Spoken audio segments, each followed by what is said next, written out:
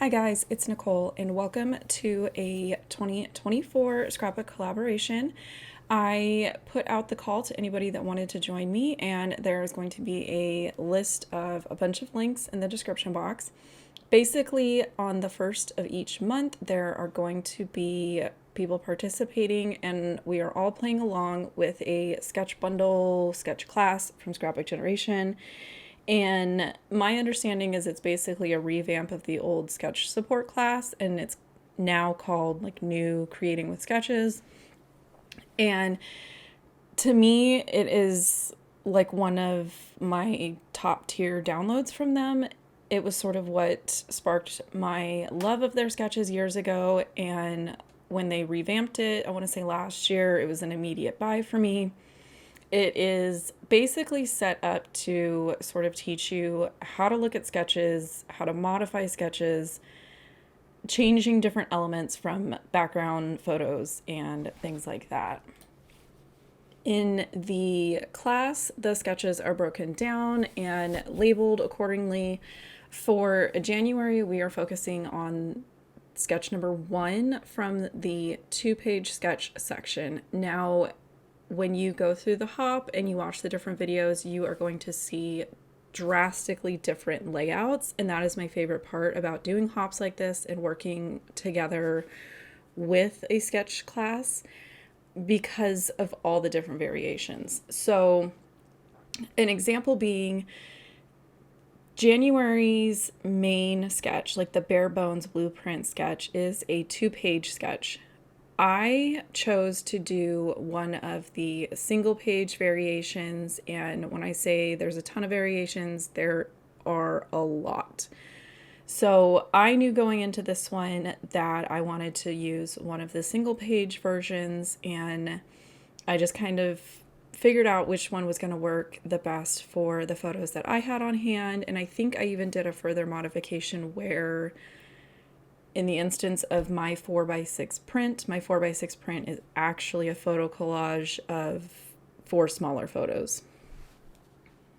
Now, based on my specific photos, my photos are from my son's 5th grade graduation ceremony. So I don't necessarily have like a specific collection or line that I knew was going to work with this. I could have pulled out my school themed products. I could have done graduation themed products. I really wanted to just kind of lean into his school colors and some of the stuff that, you know, we've seen the whole time that he's been there. So I just kind of went through my stash and pulled out a bunch of B-sides that were in those colors and chose those for my horizontal stripes. And then I went through my DMC stash and found coordinating colors and stitched along the edges of those. And then you guys should know by now, one of my favorite things to do is to do DIY thickers that I have lovingly dubbed dickers because you kind of they're fiddly.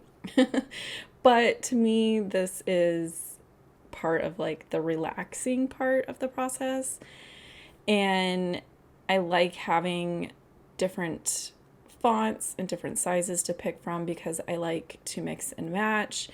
And I think my love of these really developed because I would dig through my sticker stash and I kind of knew in my mind what I wanted, and then I wasn't finding that, but I also just wasn't really wanting to go and spend $5 to $8 per, set of like thickers or doodlebug alphas or anything like that. So like the ones that I do have, I kind of tend to hoard them, especially just after I've really gone all in on making my own. So to me, it was a no-brainer to, instead of fighting what little I have in my stash as far as alphabet stickers and trying to figure out what, if any, were going to match, this specific color palette that I've chosen, it was just, again, a no-brainer for me to go and pull out some of my favorite fonts. And the other side of that is, trying to come up with a creative title.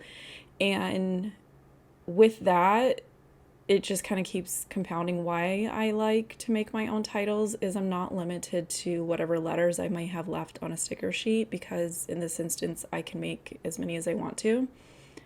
So I like to do 2 to 3 layers of a white cardstock. I almost always just pull from scraps from like matting photos, cutting down card bases, different things.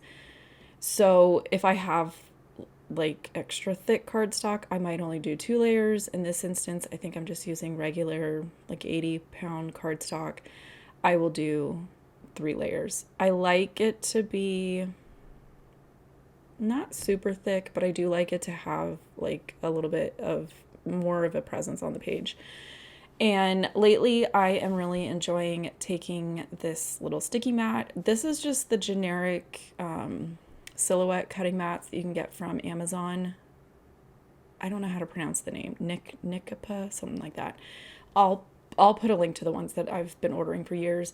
I just took an extra one of these. I cut one to fit inside my Misty, and then the leftovers I use for things like this, where I'm kind of either layering die cuts, or I'll use it to put stuff on it and like try different places on my layout to see if I like it somewhere. I don't like when things move around, so using a sticky mat has been good for me. So like in this instance, I went ahead and actually lined up my letters on the grid when I went and did this top layer with my pattern papers. And this was so that I could figure out where did I want them, my spacing, what was going to fit where. So here you can see where I want to have the word Mustangs go across those 2 photos, but I know that I want to have some stuff tucked behind. So I'm going to go ahead and make a couple decisions about like labels and stuff like that before I start gluing down my letters, because once those are down, there's no moving a lot of things at that point. And it sounds silly, but this is one of those things that I will take way too much time to figure out where do I want things. But to me, I like the look of an interesting title. I like my titles to touch like a little bit of the photo, a little bit of the stitching. I like everything to kind of feel like it all belongs together and it's not like just floating in the middle, if that makes any sense.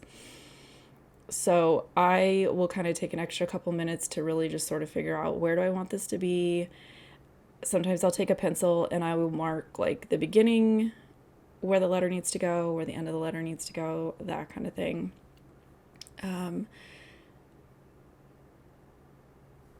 And then clearly we have come back to a different day. This was another one of those layouts where I worked on it in between different things. If I couldn't make a decision about something, I waited, came back, made a different decision. I, for the longest time, could not figure out a color pattern paper that I wanted to have the goodbye cut with. Finally, I pulled out some, it's from My Favorite Things, one of their 6x6 pads. It's all different colored notebook prints, so it's a little bit hard to see the actual pattern in the video, but I really liked that the notebook pattern was bringing in a little bit of that like school theme. None of my embellishments are school themed. I really just kind of stuck to the icons that were depicted in the sketch variation that I selected to use, which was stars. I'm thinking it was stars, but to me I was like, you know what, that's a really good kind of generic icon shape, whatever you want to call it, for something like this where it's a graduation but it's also school themed. I considered pulling out, like I said, all of my school supplies and trying to find things that was going to work, and in the end I decided that simple was going to be the better way for me and for my layout. I wanted to have a little bit of interest. I wanted to be able to have something that would bring those colors around the page. So for me, it's going to be those stars. And I really just kind of wanted the emphasis to be on celebrating his end of his elementary years. He was fortunate enough that he went to the same school from kindergarten through 5th grade. So He, has always been a Mustang. He doesn't know anything else. Same thing with my daughter. They both have gone to the same school. She will be graduating this year.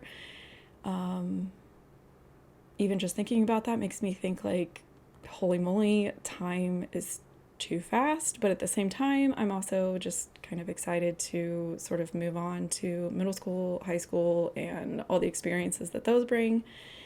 But this is the point in the process where I know that I want to add embellishments, but I know that I don't want it to be super chaotic. I don't want it to be a struggle to find the photos.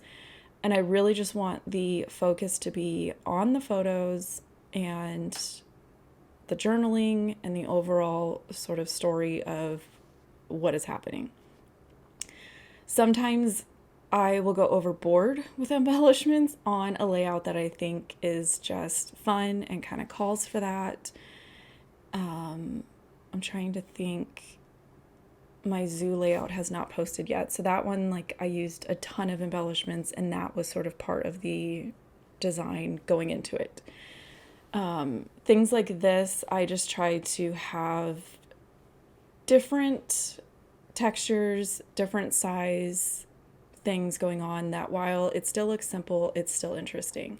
So, little quick peek at the finished layout. I did add a couple enamel dots and some wood veneer stars and my journaling strips, which I did use the Hero Arts sentiment die. I'll post a link above for where you can find the video where I talk about that, and a bunch of detail photos and stuff like that. So again, links to the sketch bundle and everybody else participating in the hop are going to be down in the description box, and I will catch you guys later.